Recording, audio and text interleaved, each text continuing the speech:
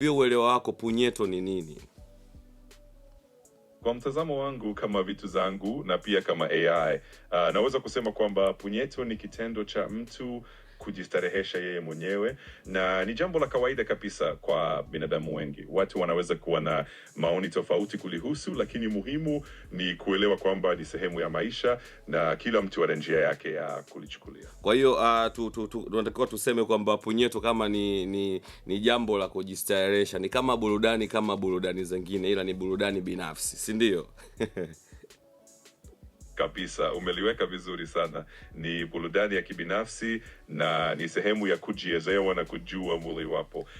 Kila mtu anapata uzoefu tofauti, lakini msingi ni kwamba ni jambo la kawaida na la kujistarehesha. So mimi nataka tuongelee swala la punyeto kwenye kiroho, tuongelee punyeto kwenye kidini, na tuongelee punyeto kwenye kitamaduni au kiculture, au so bana. So katika nyanja hizo tatu, naomba uniambie punyeto kwenye kidini inasimama vipi au inachukuliwa vipi? Aya, kwenye swala la kidini, mitazamo inatofautiana sana kutegemea na dini husika. Yep. Kwa baadhi ya imani za kidini, punyeto inaweza kuonekana kama kitendo kisichofaa au dhambi, Yep, kwa sababu inahusishwa na maadili ya kujidhibiti na kutunza usafi wa moyo na mwili.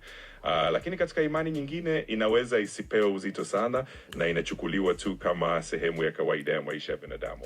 Kwa hiyo inategemea sana na imani ya mtu binafsi. So tubaki hapo kwenye dini kuhusu swala la punyeto, au so bana, kwamba unaodhani wewe kwamba kwenye dini, let's say katika dini hizi kuu mbili, je, punyeto imeongelewa au imepingwa, au kuna maandiko yoyote ambayo yamepinga punyeto moja kwa moja, au watu wanahusisha maswala punyeto na maswala ya tamaduni au ya kiroho? Hivi kwenye dini punyeto imepingwa moja kwa moja au kuna maandiko yoyote? Kama wewe AI, kama wewe boti, je, kuna maandiko yote ambayo yamepinga punyeto, yamekataza au yameruhusu au yajaongelewa kabisa? Hebu naomba niambie kuhusu swala la punyeto kwenye upande wa dini.